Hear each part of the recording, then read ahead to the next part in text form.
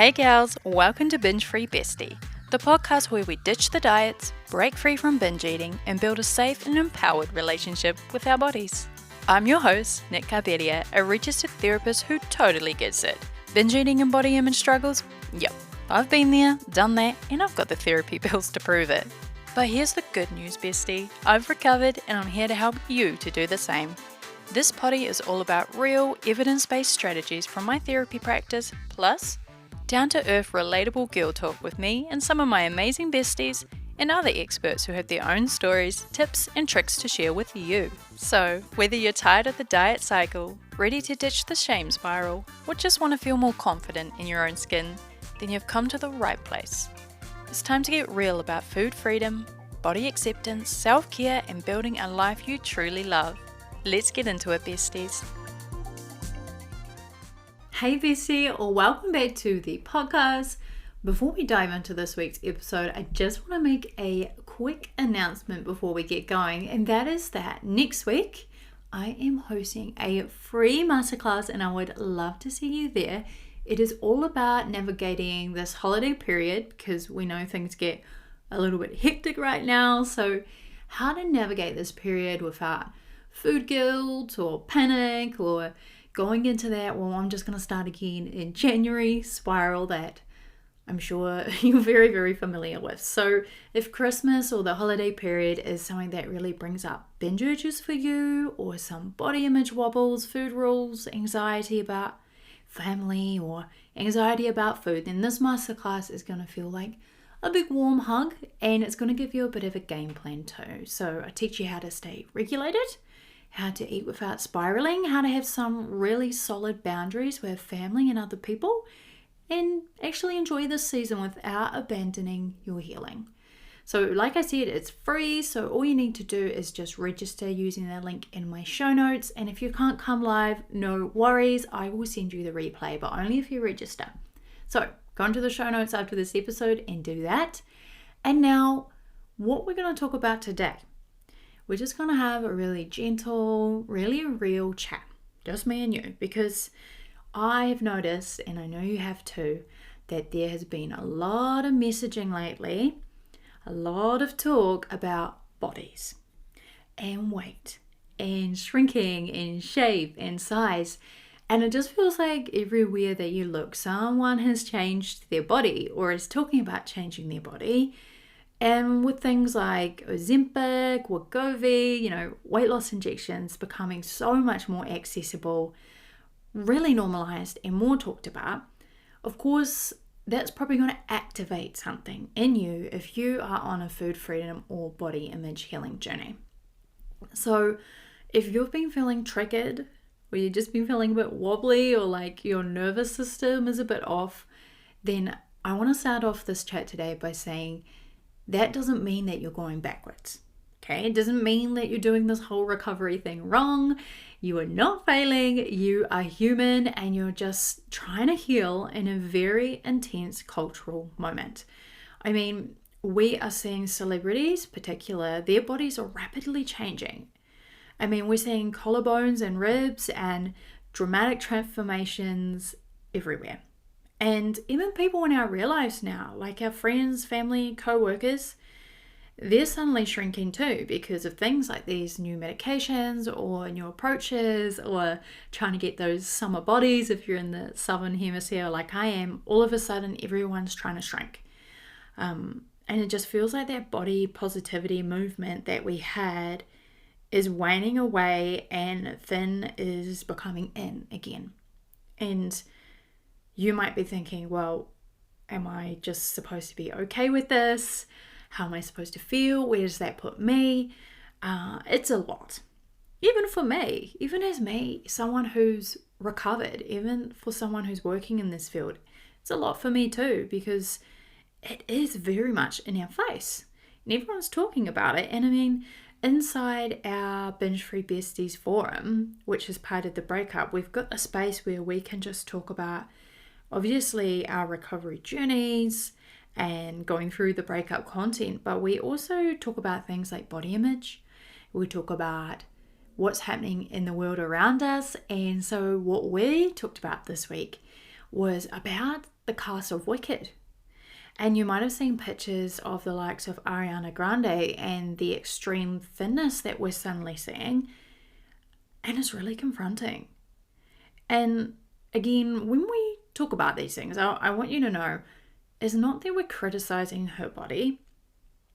It's that people are saying, I'm seeing these collarbones and ribs, and I'm seeing celebrities or people that maybe we had on a pedestal rapidly changing, and it's triggering. And so it's okay to ask yourselves if you're saying, yeah, I'm feeling triggered. Why? And what do I do with this feeling? So those are really normal and valid questions, and I'm really happy that you're asking yourself that. Because the thing is that you can fully respect that every person has absolute autonomy over their body. So if somebody chooses to use medication or surgery or go on a diet, whether they choose to do intuitive eating, weight loss, weight gain, whatever, everyone gets to choose what they feel is best for them. And that's not ours to control, it's not ours to judge. But at the same time, you can also feel triggered. Okay, both can be true. You're allowed to say, okay, I respect that person's decision to use injectables or have a surgery or to go on a diet. And you can also say, this is bringing up stuff for me. That doesn't mean that you're being judgmental. It doesn't mean that you're being small-minded. It doesn't mean that you've slipped back on your own journey. It just means that you have a nervous system and you have a history. So if you're in a food freedom journey, or you want to be on one, or you're just trying to be kinder to your body and you're working on healing your body image, you are trying to do that work in this moment in time where thinness really is being pushed at us from every angle again. So doesn't mean you're not doing a good job or being strong because you're feeling a bit wobbly. It just means that you're alive and at least you're aware of the world around you, right? You're aware. You're looking, you're observing. When you're hearing these conversations, maybe people are starting their new summer diet, and they're chatting about it at the office, or you're seeing images of these celebrities, your brain will probably jump into comparison mode, right? You might be thinking things like, oh, should I be smaller too? Am I being left behind? Should I even be trying to practice body acceptance? No one else is trying to do that. Do I need to catch up? What does this mean about me? If I am actually feeling okay being in a bigger body, what does it mean when everyone else in society seems to be chasing that thinness? So these are very, very normal thoughts to be having. And your brain has learned these from diet culture. They're not coming out of thin air. Okay, you haven't invented them. So let's soften into that together. I just want you to start noticing when you're feeling activated. So something to try, super easy, super doable, is just to take a breath. So put your hands somewhere on your body. It could be your chest, your belly, whatever feels grounding. And tell yourself, I'm safe in my body right now. And then you can add, if you want to, their body is their choice and my healing is still valid. Because it is. Whatever someone else is doing, whether that's shrinking, growing, medicating, sculpting, that is not a memo about what you should do. It's not evidence that that's what should be done. It's not a sign that your journey isn't working. You're still healing. You're still breaking patterns. You're still rebuilding trust with your body. And you are managing to do that in a time where the world is really, really loud. So that's super brave. And you can still support someone else's autonomy and honor your own discomfort. You can say, I respect their decision and I need to take care of myself right now. So maybe you need to go and unfollow some accounts or mute some accounts or start taking a bit more space from certain conversations. Okay, that is you being wise and protecting yourself. And feel the wobble. Feel that wobble, feel that discomfort, and don't make it mean something about who you are or how far you've come. Okay? And one more thing, because some of you will need to hear this, is that you do not have to shrink just because the whole world is shrinking again, okay? Your worth, your recovery, your peace, all of that lives in your relationship with yourself. So none of that is going to be dependent on culture's current body obsession, because we know that moves all the time, okay? So just keep choosing what's going to feel aligned and what's going to feel nourishing for you. Choose compassion over control. Choose your own values. Choose the life that you're building, the one where food is peaceful and your body is a place that you live in and not a project that you're constantly having to renovate. And just know, we don't want to be talking about other people's bodies. It's never okay for us to be talking about other people's bodies, their weight, their shape, what they're eating, what they're not eating, any of that. Again, it's their autonomy, it's their choices. Of course, it kind of throws a bit of a spanner in the works when we're talking about people like celebrities who hold a position of power in our culture, who do influence like young people, and it doesn't matter what your age actually, does it? They influence us to go into that comparison mode. So do and should they have a responsibility to kind of present in a certain way in the world? I mean, is it our right to know what's going on with them? If they're using the injectables, if there's an ED, if there's a health issue that's causing that thinness?